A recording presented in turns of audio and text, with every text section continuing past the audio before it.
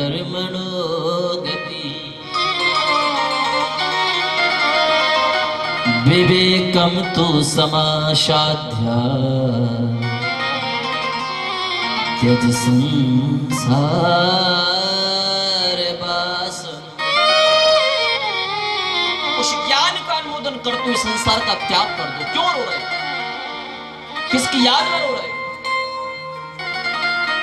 रोते लोग तो वो है जो कायर हो। हिम्मत से काम लीजिए। आत्मदेव ने कहा बाबा मेरे रोने का कारण कोई दूसरा नहीं है, मेरे रोने का कारण ये है कि मेरे विवाह के 20 वर्ष हो गए, ना बेटा हुआ ना बेटी हुई। मुझे एक बेटा चाहिए, मुझे पुत्र चाहिए। महात्मा ने कहा कि संसार के बेटा लेकर के क्या करो? संसार के बच्चों से होना ना होना अच्छा है।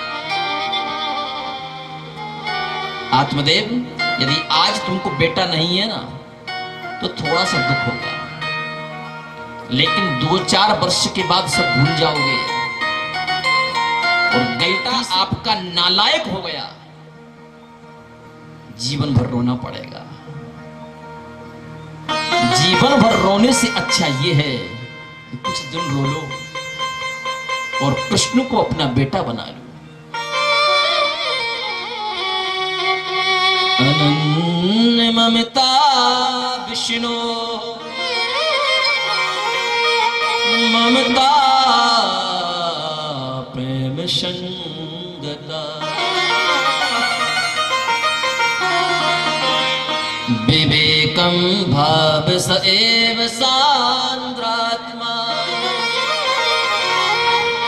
बुधई प्रेमा निगद्यते। हे आत्मदेव, जितना प्रेम, जितनी ममता, जितना मोह संसार के बेटे के प्रति आप कर रहे हो, यदि इतनी ही ममता, इतना ही प्रेम तुम कृष्ण के प्रति करते तो शायद तुम्हारा जीवन संभल जाता।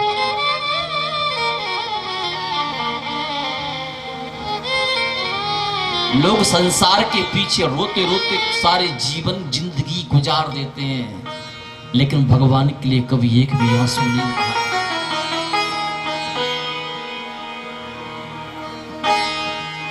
इसलिए संसार पर भरोसा ना करते हुए उसे कृष्ण पर भरोसा, राम पर भरोसा। आत्मदेव ने कहा सुनो, मैंने बहुत सुन लिया, मुझे आज बेटा चाहिए। पुत्र होने का आशीर्वाद तुमने नहीं दिया ना, तो मैं सौगंध खा के कहता हूं कि आत्महत्या कर लूंगा। महात्मा डर गए। यदि ब्राह्मण ने आत्महत्या कर ली तो फिर तो मैं ब्रह्म हत्या का दोषी बन जाऊं। जीवन में 3 हत्याएं बहुत मायने रखती हैं।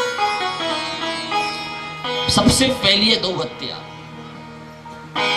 यदि जिस व्यक्ति से गाय का वध हो जाए, गाय की हत्या हो जाए, समाज भले आपको क्षमा कर दे, लेकिन ईश्वर कभी क्षमा नहीं करेगा। किसी व्यक्ति से ब्राह्मण की हत्या हो जाए, समाज भले क्षमा कर देगा, पर ईश्वर क्षमा नहीं करेगा। तीसरा है नन्हे नन्हे बालकों की हत्या है। पता चला गर्भ में बेटी है, बेटा नहीं है। 7 महीने की बेटी थी, 9 महीने के बाद गर्भ से बाहर निकलना था, लेकिन डॉक्टर से जाकर के 7 महीने की, 6 महीने की, 8 महीने की बेटी को गर्भ से नष्ट करवा दिया। बोले हमको बेटी नहीं चाहिए, हमको बेटा चाहिए। गुरुजी ऐसा कोई अनुष्ठान बताओ ना, ऐसा कोई विधान बताओ कि बेटा हो, बेटी नहीं चाहिए। 3 बार हम डॉक्टर से सफाई करवा चुके, बेटी नहीं चाहिए, पर बहू सबको चाहिए, बेटी किसी को नहीं चाहिए। गुरुजी बेटा 28 वर्ष का हो गया, 30 वर्ष का हो गया, लड़की मिलती नहीं, शादी होती नहीं, क्या करें? गर्भ में बेटियों को मरवाओगे तो बहू कहां से लाओगे? जब बेटी जन्म ही नहीं लेगी तो फिर बहू किससे कहोगे? बहू लाने से पहले ये सोचना होगा कि जिस गर्भ में बेटी पल रही है उसको जीवन दान देने का संकल्प करो, उसे गर्भ से बाहर निकाल करके सुंदर संस्कारवान बनाओ, तब बहू की लालसा। दूध सबको चाहिए, तूप सबको चाहिए, छाछ सबको चाहिए, पर गाय किसी को नहीं।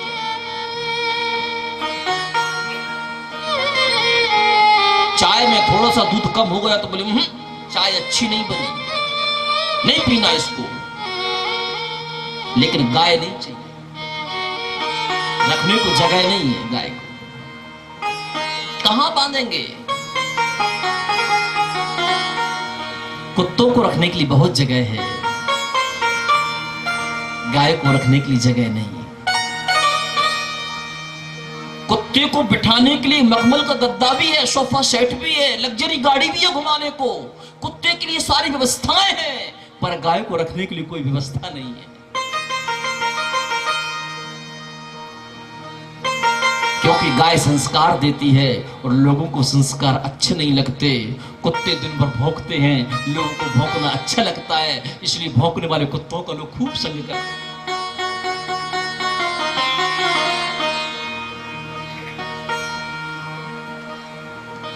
जब बच्चे माता पिता की जब सेवा करते हैं ना, ध्यान से सुनना सभी लोग, माता पिता के चरणों को दबाते हैं, माता पिता की सेवा करते हैं, तो माता पिता दोनों हाथों से आशीर्वाद देते हैं कि बेटा युग युग जियो, तरक्की करो, आगे बढ़ो, हमारी उम्र भी तुमको लग जाए।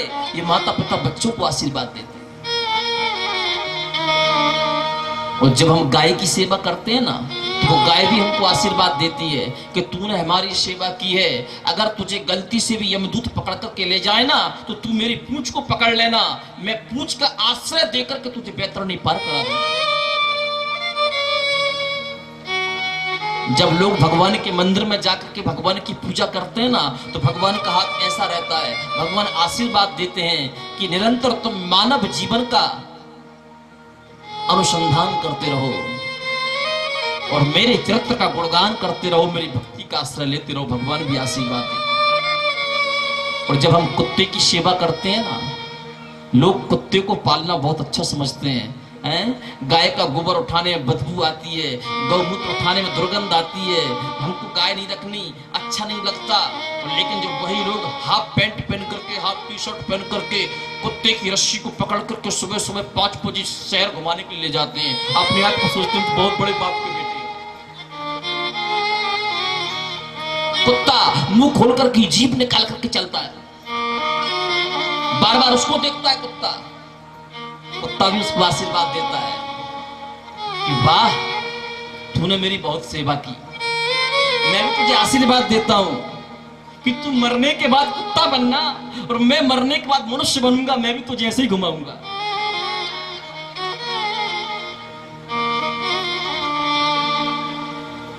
माता पिता आशीर्वाद दे सकते हैं, गाय आशीर्वाद दे सकती है, भगवान आशीर्वाद दे सकते हैं, तो कुत्ता आशीर्वाद नहीं दे सकता।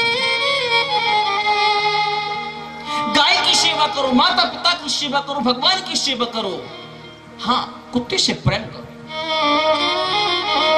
गाय को घर के अंदर रहने के अधिकार है, कुत्ते को घर के बाहर रहने का अधिकार। लेकिन लोगों ने घर के बाहर गाय कर दी और कुत्ते को घर के अंदर कर लिया। पहले के समय में लोग मकान बनवाते थे, लिखते थे जय श्री राम, शुभ लाभ, स्वागतम, सुस्वागतम। और आजकल लोग बहुत बड़ी बड़ी कोठी बनवाते हैं और कोठी के बाहर लिख देते हैं कुत्तों से सावधान, क्योंकि इस कोठी में मनुष्य नहीं रहते, कुत्ते कुत्ते रहते हैं, इसमें सावधान रहे।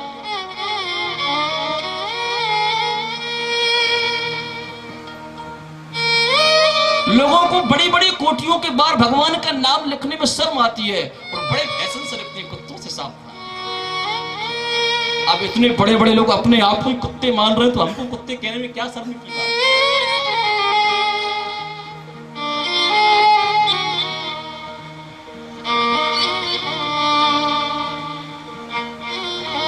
बाबा हमें बेटा नहीं, संत ने एक फल निकाला, आत्मदेव को दे दिया कि जाओ ये फल अपनी पत्नी को खिला देना।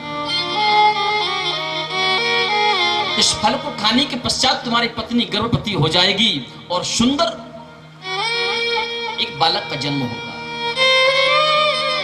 जो बालक वेद मंत्रों को जानने वाला होगा, शास्त्रों को जानने वाला होगा, सुंदर गुणवान होगा।